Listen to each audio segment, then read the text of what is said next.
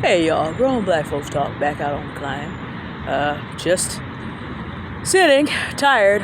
Walked a lot Tuesday. No, actually walked a lot Monday. Probably the longest walk since COVID, even further than going around the top of the hill. I went a long journey around to the bottom of that hill and then back on the business I was doing that day.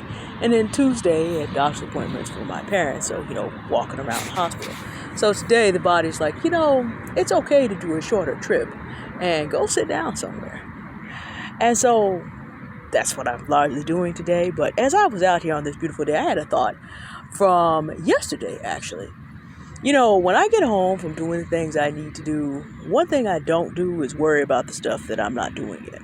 It's taken me a long time to get here. I'm 42 years old. But as a Christian, the Bible is very clear. Be anxious for nothing, but with everything, with prayer and supplication, with thanksgiving, make your requests be known unto God, and the peace of God, which surpasses all understanding, will guard your hearts and minds in Christ Jesus. That's somewhere in Philippians 3. Now, here is the issue. Is it actually easy to do that? No. A lot of commands of God run against our normal human nature. So I had to really sit down and think about, okay, why am I different? And there are non-Christians that I know who are very, very similar in terms of how they deal with the problems of the world and the problems of the neighborhood and even their personal problems. But what I found that we all have in common is a problem-solving ethic, which is the assumption about the universe that if there is a problem, that problem is really an opportunity. And between the problem and finding the opportunity is to create a solution.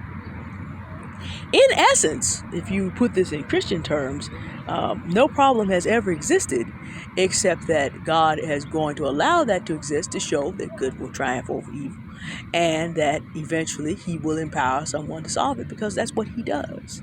He will not be defeated. So eventually, in the long run, even death will be defeated. Death is a problem.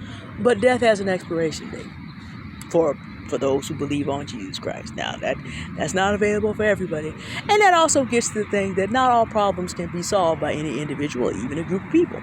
So what do you do about those? There are a couple things that you have to look at. I look at how we live in the black community. I look at this arguing that goes on between black men and women, and a lot of it boils down to, okay, we all know that identify some problems, and it's your fault. So once we do that, then all the energy goes into blaming and blame shifting. Now, we can look at data, and we can look at data points, and we can look at a bunch of them. And there are some things we can find out about certain situations and be able to determine objectively where the fault lies. But as an individual strategy, that doesn't work well, because every individual is not a data point. And you can't always choose who you live in proximity to. And sometimes the very one that, I won't be nice about it, because of past issues you are likely to have a defensive wall up against, is the very one that is necessary to help solve a particular locale problem. The things that I deal with on the days that I have to deal with them are things that need every hand on deck. And some of those hands are not even black hands, but we certainly do not have the occasion to sit down and have arguments about who's at fault for it between men and women. We certainly do not have the luxury to do this. So how do you step up from this? Well, I just told you. What happens primarily is that people are like, here is a problem, who's to blame? And all that energy spent finding who's to blame and applying blame, and then that person arguing back, okay, no one is taking responsibility. But the other thing about that is, as soon as you put the blame on someone else, you have given them all power in the situation. I shut down an argument with a black man like this once. I'm like, okay, blame me. Now, the problem with you just blaming me for everything is that I now have all power over the situation. Did you want that?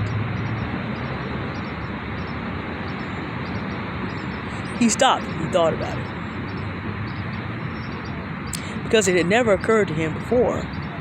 Okay, by me putting, you're all powerful. I'm like, did you really want me to be God? And after that, we were able to rationally discuss the situation.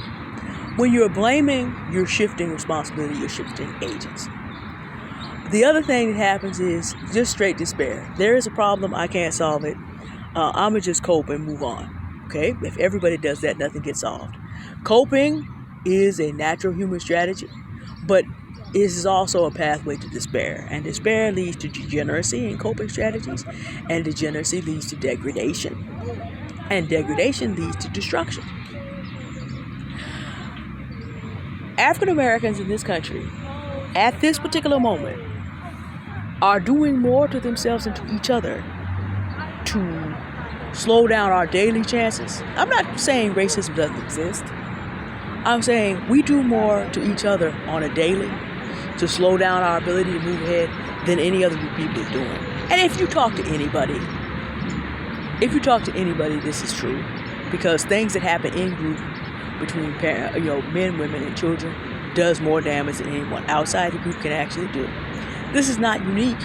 So I'm not saying African Americans are unique, but it is a fact that we need to acknowledge.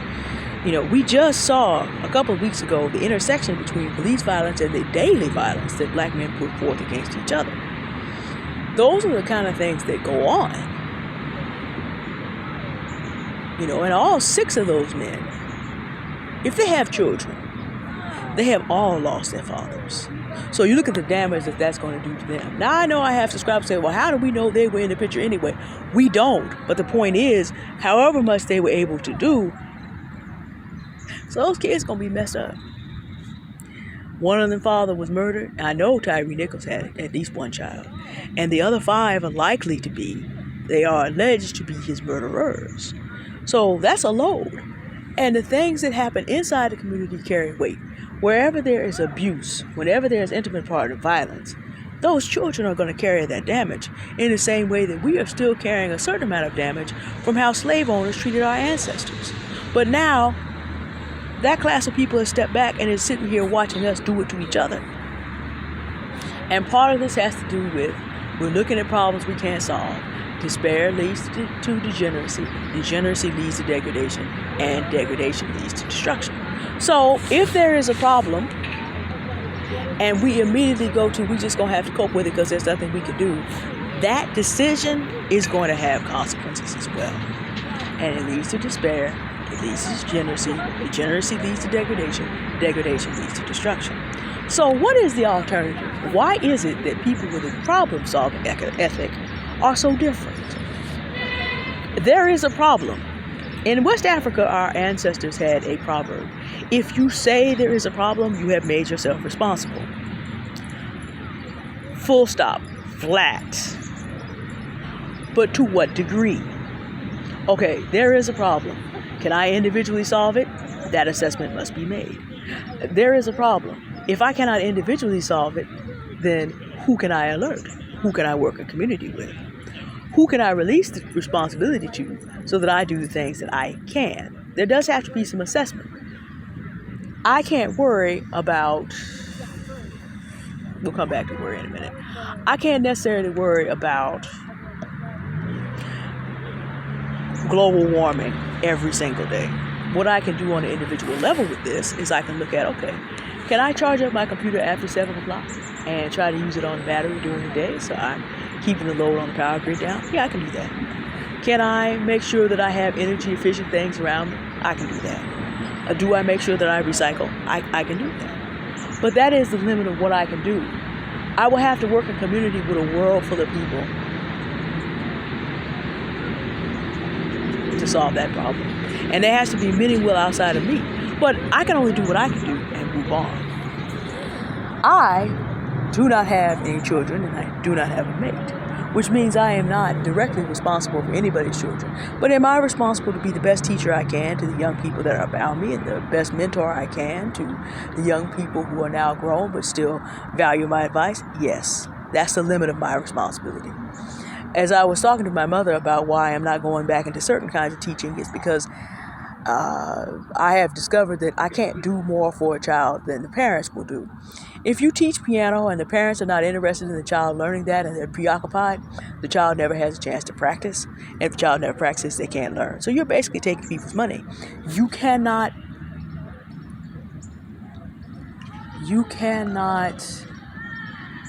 compensate for the parents' lack of interest. And if you think about a lot of what happens in our schools and how disinterested many of our parents are, now there are a lot of reasons. They're working. They're dealing with challenges of their own. But the fact is, it's not the teacher's first responsibility. We have secondary responsibility. We cannot compensate. And what you've learned to do after a while is you do everything that you are responsible to do, and you step back and release it. Now, as a Christian, I get to release things to Almighty God in Jesus' name. There's a lot of stuff in this world I cannot solve. If a fellow Christian told me my father has cancer, he's not doing well, I cannot heal cancer. But I can talk to the one who can. I have friends that are going through different health challenges. Heck, I have to. If I physically am in trouble, when I had COVID, I couldn't heal me. I had to pray to the one who could do it. But the idea is my responsibility was turn it over to the one who actually can solve the problem. You do have to learn how to release what is not yours and to work powerfully on what is yours. If there is a local problem, who do I need to call? There's 911, there's city council, there's a whole bunch of people all the way up to President Biden that I can access. But I have to identify what those are and do what it is I'm responsible to do. And stop. You are not responsible for what you are not responsible for. But learning how to release and let go of what does not belong to you is very important, so that you don't waste your energy worrying. You worrying is your ego trying to have control over things you don't have control over. It is either getting in the way for you finding effective solutions, or it is just running you down to be running you down. Worrying about the end of the world is foolish, because in reality, the world is going to end for you either way, and everybody you know and every adult you see, everybody around you, as you can probably hear them, is having their own kind of good day today. Every adult sitting here by 2100 will probably be gone. The world's going to end for us anyway. We are only responsible for what we do with the time that we have. That's it. Worry is a waste of your very brief time on this planet. Which is why you see me having backed up from all of these online arguments. That's a waste of my time on this planet. I am 42. If I have the longevity of many of my foreparents, what's going to end up happening is my life is still half over. Maybe a little bit less than half, maybe a little more. I'm averaging it out. My parents went and got their checkups. They both have clean bills of health. Their doctor is surprised. They were able to make so much more improvement. My mom's an exercise program she really likes now, and so it's continuing to go by leaps and bounds. We're seeing improvement on some stuff. We hope to be reversing some disability. They're doing really, really, really, really well. So they may be around a while, and that tells me I'm going to be around a while, but I do not have any time to be worried about things that are not my responsibility. I don't have any time to worry about things that are my responsibility, that I can find a way to address, and I certainly do not have time to do blame games, shame games, and do coping strategies when there's better things that I can do. And this is how I got stuff to get done in a few hours. By the time you see this video, I'll be on to my next things. And by being able to rest and refresh myself, I can come powerfully to the things I have to come powerfully to. That's the secret, y'all. And I'm not saying you're going to be able to do it overnight. But as black women, we do not need to age ourselves. We do not need to damage our nearly ageless beauty being made responsible and being worried about things that are not our problems to solve. But also sparing energy to move powerfully on what is our responsibility to deal with. And have the confidence building that there is when you do what you can do. And nothing else beats it. And have the faith to realize, okay, what I really can't solve, I know there are other people that I can do that with. I know there's community I can join. I know that if you are a Christian or any religion that has, we'll argue about who actually exists another day, but just having faith that good will triumph over evil. And as such, if good needs to be done, there are people that will pick up the ball if you cannot. Eventually, in the long run.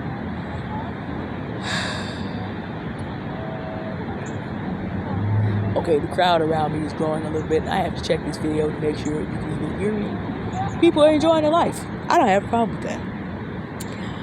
I am too.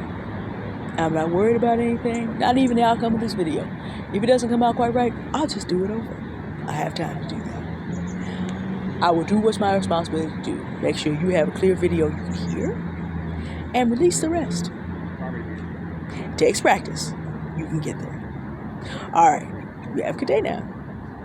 Thank you for listening.